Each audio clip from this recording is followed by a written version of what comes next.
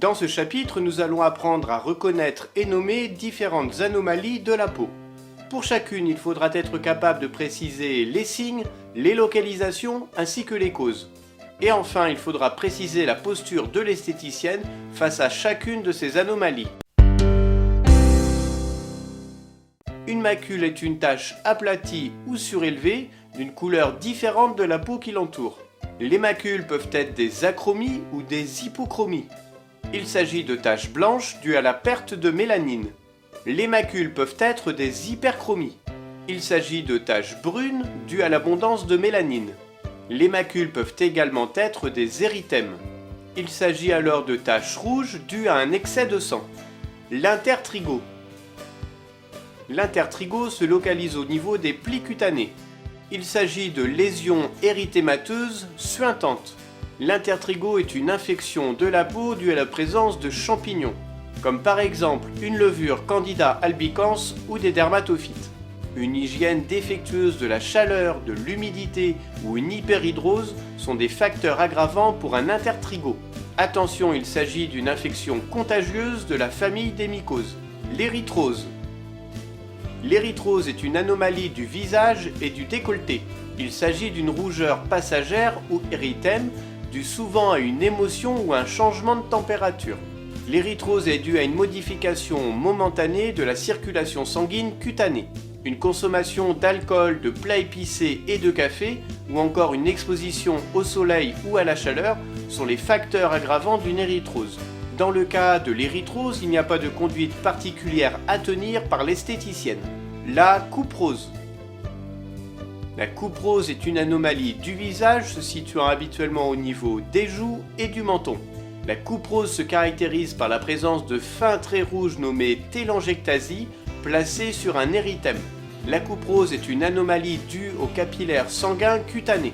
Une finesse de la peau, la ménopause, le vieillissement ainsi que l'alcoolisme sont des facteurs aggravants pour la couperose. Étant donné que les vaisseaux sanguins de cette peau sont fragiles, il faut réaliser des gestes doux et ne pas utiliser de produits contenant de l'alcool. La rosacée. La rosacée est une anomalie du visage qui se situe habituellement au niveau des joues, du nez, du front et du menton. Pour les signes, il s'agit d'une couperose surmontée de papules et de petites pustules. Le mécanisme de mise en place de la rosacée est inconnu. Les facteurs aggravants de la rosacée sont nombreux.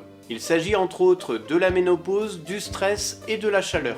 La rosacée n'est pas contagieuse. Cependant, elle a lieu sur des peaux fragiles. Il faudra réaliser des gestes doux et ne pas utiliser de produits contenant de l'alcool. Le cloasma, dit aussi mélasma ou masque de grossesse. Il se dessine de façon symétrique. Il s'agit de macules brunes aux contours irréguliers. Le cloasma est dû à une hyperactivité des mélanocytes qui produisent donc plus de mélanine. Les facteurs aggravants du mélasma sont la ménopause, la prise de contraceptifs oraux ou une exposition au soleil. Suite à une exposition aux rayons UV, le cloasma peut se fixer. Il faut donc interdire les soins UV aux femmes portant un masque de grossesse. Le lentigo. Le lentigo peut se retrouver sur toutes les régions du corps. Il s'agit de la présence de petites macules brunes aux contours bien délimités. Le lentigo est dû à une augmentation de la production de mélanosomes, voire même à une multiplication des mélanocytes. Une exposition au soleil est un facteur aggravant.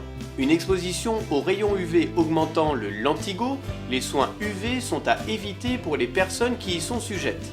Les phélides, dit aussi taches de rousseur.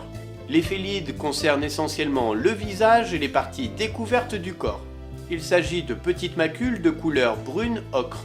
L'éphélyde a une origine génétique et est due à une augmentation de la production des mélanosomes.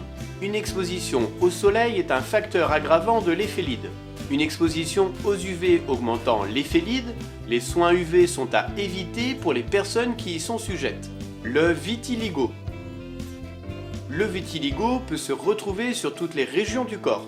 Toutefois, il est plus commun au niveau du visage, du cou, du dos des mains et des avant-bras.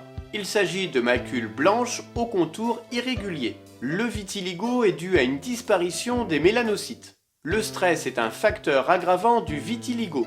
Par un maquillage spécifique, L'esthéticienne pourra, si nécessaire, camoufler les taches blanches. Étant donné que ces taches blanches ne sont plus protégées par de la mélanine, les soins UV sont à proscrire. L'albinisme. L'albinisme concerne l'ensemble du corps, ainsi que les cheveux, les poils et les yeux. Il s'agit d'une blancheur généralisée. L'albinisme est une maladie génétique. Dans ce cas, la tyrosinase, une enzyme nécessaire à la synthèse de mélanine, est inactive. Les personnes albinos ne peuvent donc pas produire de mélanine. Forcément, les soins UV sont à proscrire. Une papule est un relief cutané, souvent d'une couleur différente de la peau qui l'entoure. Les verrues planes.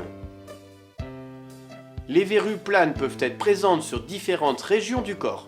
Par exemple, le visage, le dos des mains, les avant-bras, voire même les jambes. Il s'agit de petites papules fermes et lisses, sans couleur particulière. Les verrues planes sont dues à une infection par un papillomavirus. Ce papillomavirus infecte les kératinocytes et les incite à se multiplier. De petites blessures ou une baisse de l'immunité sont des facteurs aggravants pour les verrues planes. Attention, les verrues planes sont très contagieuses. L'urticaire. L'urticaire peut se retrouver sur toutes les régions du corps. Il s'agit de papules plus ou moins étendues accompagnées de démangeaisons. L'urticaire est dû à un allergène. L'urticaire apparaît immédiatement suite au contact avec l'allergène. De nombreux allergènes peuvent déclencher un urticaire. Il s'agit d'un mécanisme allergique. Ainsi, l'esthéticienne devra être vigilante car il peut y avoir des complications. Le xanthome. Le xanthome est fréquent au niveau des paupières mais peut se retrouver aussi au niveau des mains. Il s'agit de papules de couleur jaunâtre relativement étendues. Le xanthome est dû à une accumulation anormale de cholestérol dans le derme. Le fait d'avoir trop de cholestérol dans le sang est un facteur aggravant pour la mise en place de xanthomes. Les xanthomes ne sont pas contagieux, mais l'esthéticienne ne devra pas essayer de les enlever.